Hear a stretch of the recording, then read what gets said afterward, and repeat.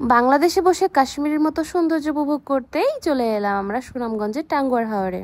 গত রাতের খাবার দাবার শেষে আমরা একটা লম্বা ঘুম দিই। সকালবেলা উঠে দেখি এত ঝুম বৃষ্টি হচ্ছে এবং আমরা চাচ্ছিলামই যেন দ্বিতীয় দিন আমরা সম্পূর্ণ বৃষ্টি পাই। আমাদের ট্যুরের প্রথম দিন ছিল রোদ্দুরে ভরা ঝলমলে নীল আকাশ এবং পরের দিন ছিল একদম বৃষ্টি মাখা মেঘাচ্ছন্ন আকাশ। আমাদের আজকের প্ল্যানিং এ ছিল প্রথমে আমরা যাব লাকমাছড়া, এরপরে আমরা যাব নীলাদ্রি লেক, এরপর আমরা যাব টাঙ্গুয়ার হাওর ওয়াচ টাওয়ারে। লাকমাছড়া যেতে আমাদের বোট থেকে একটা অটো ভাড়া করে চলে এসেছি। লাকমাছড়ার এই জায়গার পানিগুলো ছিল একদমই ঠান্ডা। আমাদের এই ছবিগুলোর পেছনে যে পাহাড় দেখা যাচ্ছে এটা একদমই ইন্ডিয়ার বর্ডারে। লাকমাছড়ার এই জায়গাটা দেখতে একদমই জাফলং এর মতো। লাকমাছড়া ঘুরে আমরা চলে এলাম নীলাদ্রি লেকে। নীলাদ্রি লেকের জল এত টলমলে হবে আমি একদমই ভাবতে পারি নাই। যেহেতু এই জায়গার সিনারিও গুলো ছিল একদমই কাশ্মীরের মতো, তাই আমার হাজবেন্ড একটু মজা করে শাহরুখের পোজ নেওয়ার চেষ্টা করেছিল। এখানে ছবি ভিডিও করতে করতে শুরু হয়ে গেল একদম ঝুম বৃষ্টি। আমরা এখানে প্রায় 2 ঘন্টার মতন বসে বসে শুধু বৃষ্টি উপভোগ করলাম। বৃষ্টিতে সবুজ পানি দেখতেই যেন অসাধারণ লাগছিল।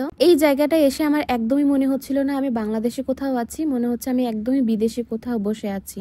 এরপরে লাঞ্চ করে আমরা চলে যাচ্ছি ওয়াচ টাওয়ারের দিকে। ওয়াচ টাওয়ারের দিকে যেতে বোট থেকে আমাদের আরেকটা নৌকা ভাড়া করতে হয়, যেটা নাকি 200 থেকে 250 টাকা মতন ভাড়া ওরা চার্জ করে। Just look at the scenario. এখানকার আকাশ, মেঘ, নদী, নদীর জল, পাহাড় সবকিছু এত সুন্দর। বাংলাদেশে এত সুন্দর জায়গা আমি আগে কখনোই কল্পনা করিনি।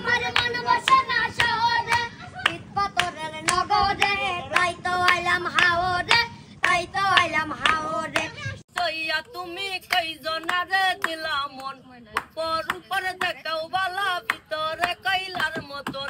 টাঙ্গুয়ার হাওরের বাচ্চাগুলো কিন্তু অনেক ট্যালেন্টেড। ওয়াচ টাওয়ার ঘুরে আমরা চলে এসেছি একটু পাশেই, আমরা এখানে স্নান করেছি। ওয়াচ টাওয়ারের এই জায়গাটাতে এখন কিন্তু আর হাউস বোট আসে না, সো এখানকার যত রিউমার আছে নোংরা নিয়ে, সো এগুলো কিন্তু আর এখানে নাই। এই ওয়াচ টাওয়ারের এই জায়গার জলটাও এত স্বচ্ছ যে নিচের মাটি পর্যন্ত দেখা যাচ্ছিল। এই সুন্দর জায়গাটাতে আমরা অনেকক্ষণ ধরে স্নান করেছি। অনেকক্ষণ স্নান করার পরে আমরা ফিরে যাচ্ছি আমাদের হাউস বোটে। এত সুন্দর হাওরের জায়গা থেকে আমার মোটেই চলে যেতে ইচ্ছা করছিল না, কিন্তু ফিরে তো যেতেই হবে। বোটে ফিরেই আমরা খেলাম আমরা মাখা এবং সুন্দর চারপাশের দৃশ্য দেখতে দেখতে এগিয়ে চললাম আমাদের সে আগের ঘাটে, মণিপুরি ঘাটে। আমাদের বোট ঘাটের উদ্দেশ্যে রওনা করেছে বিকেল বেলা এবং তখন একদমই বৃষ্টি ছিল না, একদম সুন্দর একটা রোদ উঠেছিল। এই সময়টাতে কিছু ছোট ছোট ক্লিপ নিয়ে নিলাম, আমার খুব ভালো লাগছিল। দুপুরে লাঞ্চটা আমরা সেরে ফেললাম হাউস বোটের ছাদে বসে। হাউস বোটের ছাদে বসে এরকম সুন্দর সুন্দর দৃশ্য দেখতে দেখতে এগিয়ে চললাম। আমাদের ঘাটে পৌঁছতে এখান থেকে সময় লাগবে 5 ঘন্টা। আমাদের 2 দিনের সুনামগঞ্জের টাঙ্গুয়ার হাওর ট্যুর সমাপ্তির পথে। টাঙ্গুয়ার হাওর ভ্রমণের সিজন শেষ হবার আগেই আপনারা ঘুরে আসুন এবং আপনাদের এই ভিডিও কেমন লাগলো অবশ্যই আমার কমেন্ট বক্সে জানাবেন। টাটা।